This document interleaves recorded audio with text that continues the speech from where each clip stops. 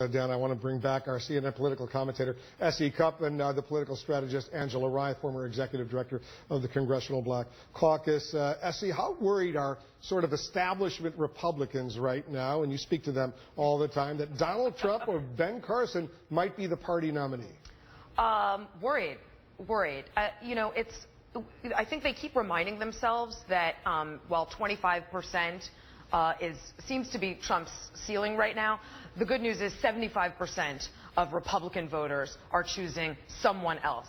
It's damaging when you combine both Trump and Carson's approval, because then you're really only talking about 50% of the party that's not with one of those two people. But I think everyone is expecting at some point for this implosion that may never come. I mean, if you don't implode when you call into question the heroism of POWs, or you blame George Bush for the collapse of the Twin Towers, I'm not sure when it's going to come. So the bad news for Trump and Carson is you can't go into a GOP, a general election, with only 25% of the Republican base behind you and expect to win in a general. You just can't. So that's not great news. I mean, Donald Trump and Ben Carson can boast all they want about their great poll numbers, but they are unelectable unless they add new voters over the next couple of months. Angela, as we know, Donald Trump has been very consistent in saying President George W. Bush's decision to invade Iraq in 2003 was a major blunder that has been a disaster for the U.S. But a couple of weeks or so ago, he seemed to suggest the decision to go into Afghanistan was also a mistake. But today he took a different stance. Listen to this. And let me just read to you what you said on October 6th about Afghanistan. You said we made a terrible mistake getting involved there in the first place. We had real brilliant thinkers that didn't know what the hell they were doing, and it's a mess. We made a mistake going into Iraq. I've never said we made a mistake going into Afghanistan. Our question was about Afghanistan. That day on October 6th, it was about Afghanistan. Okay, it wouldn't matter. I never said it. Afghanistan is a different kettle. Afghanistan is next to Pakistan. It's an entry in. You have to be careful with the nuclear weapons. It's all about the nuclear weapons.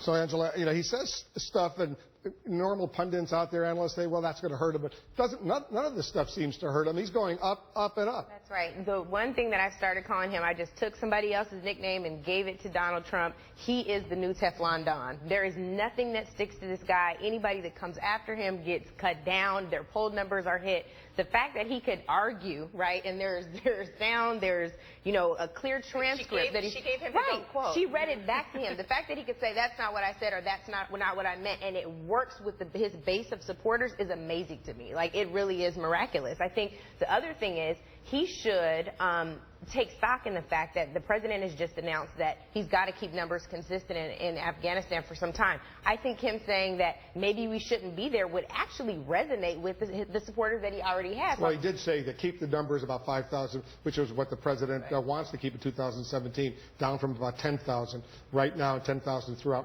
most of 2016. So he's basically saying he doesn't like the fact that they have to stay there, but they're there. They might as well stay. Otherwise, the whole place will collapse. Which surprises me. I'm surprised he hasn't pulled that back and said, I don't support anything this president He cites the fact that Afghanistan is next door to Pakistan, right, I get which has a nuclear Which clearly arsenal. shows he's also brushing up on his foreign policy these days. Dan, let's talk a little bit more about the uproar that has developed the past few days between Donald Trump and Jeb Bush about whether or not the former president, George W. Bush, could have done more to prevent 9/11. And listen to the latest Jeb Bush comments on all of this, going after Bill Clinton. I think the Clinton administration made a mistake of thinking bin Laden had to be viewed from a law enforcement perspective. Similarly, President Obama's policy seemed to be focused on that as well. This is a war against Western civilization. And without the United States leadership, this will be a problem for generations to come.